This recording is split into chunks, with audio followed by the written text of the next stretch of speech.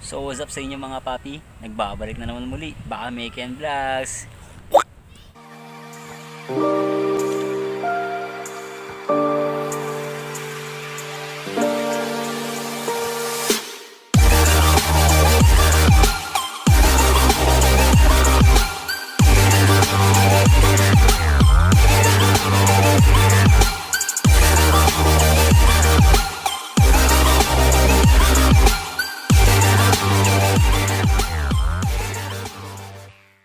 So for today's video, ang gagawin lang natin is about sa mga kapitbahay.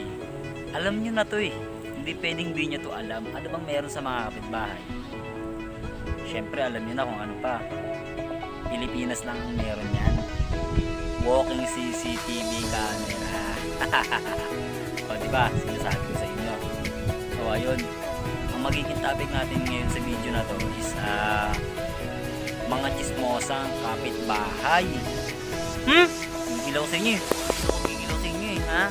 Masyado kayo mga nangingial ng mga may buhay na magbuhay.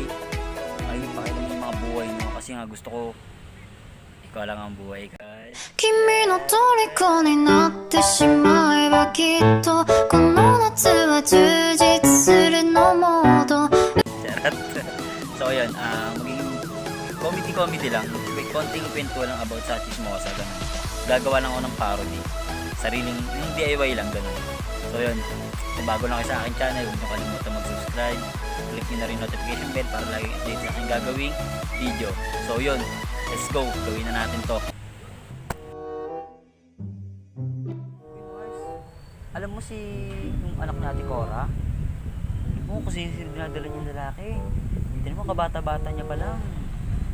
Baka susunod na araw niyan, buntis na yan. Oh, talaga?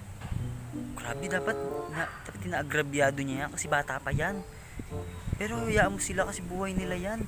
Kung ako sa inyo, magpabuntis na lang kayo para naman malaman ninyo kung ano yung sa loob ng bawat isa. Huwag kayo mga alam. Ay naku Mars, dapat lagi sila pinagsasabihan ng magulang nila. Kasi nga, magulang sila yung dapat nakakaintindi sa mga anak nila. Tapos minsan nagiinuman sila, tamang chiki at puro lalaking kainuman. Alam mo yun, syempre sa panahon ngayon, mahirap na. Mahirap magbuntis mo, mahirap ang pera. Ay naku Mars, dapat di natin sila pinag-iintindi. Hayaan mo na lang sila. Diyos ko, kakairita. Kung kakairita, lagi ko sila nakikita ng ganyan. Yan o, tignan mo. Aalis na naman yan. Ayun o, tignan mo. Shawty's like a melody in my head that I can't keep on. Got me singing like na na na na every day's like my iPod stuck on replay. Replay. Remember the first time we met? You was at the mall with your friend. Napakagwapo naman pala niyan. May anak niya, binata. Ay Diyos ko, kakairita. Sarap pagpalahin ng anak ha. Ay naku Mars, huwag kang lamandi dyan. Dami-dami mo ng anak. Kung sa 10 anak mo, ano gagawa kang basketball team? Grabe ka. Attitude ka. Wasak na yung kipay mo, day. Kala mo kasya na ulo ng asawa ko sa'yo. Oh no! Kamarot! Ay naku Mars, inggit ka lang. Sinasabi ko sa'yo pag inano ko niyan, pinatulan ako niyan. Ay naku, hindi ako magpapapigil sa sarili ko at emosyon. Bubuka ka na agad ako. Bahala ka sa buhay mo. Naku Mars, basta ako bahala ka dyan sa buhay mo. Ayan Mars, tignan mo, lalabas na yung babae ni Ate Cora. Oh, tignan mo, lalabas na ako. Ay, sorry. Tignan mo kasi Mars, yung anak ni Ate Cora. Hindi ko kilala kung pangalan para sa ito.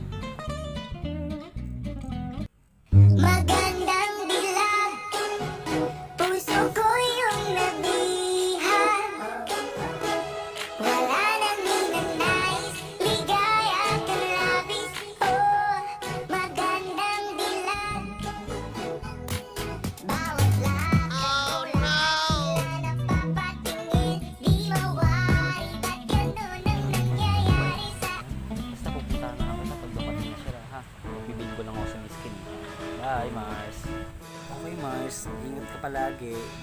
Bingo now, chismis later. Bye, ingat. So ayan, ginawa ko na yung DIY na sarili ko lang.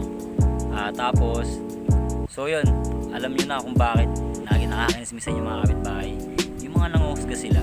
kahit di pa nila masyadong kilala yung pagkatao, di nila kilala yung ugali.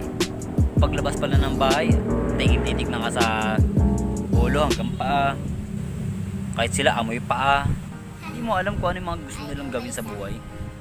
Tanong ko lang, yumayaman ba ang mga chismosa?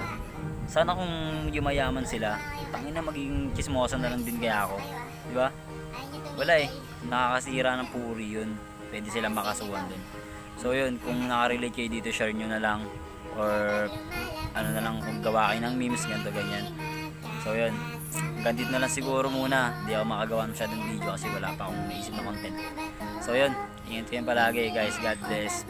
Pasensya na.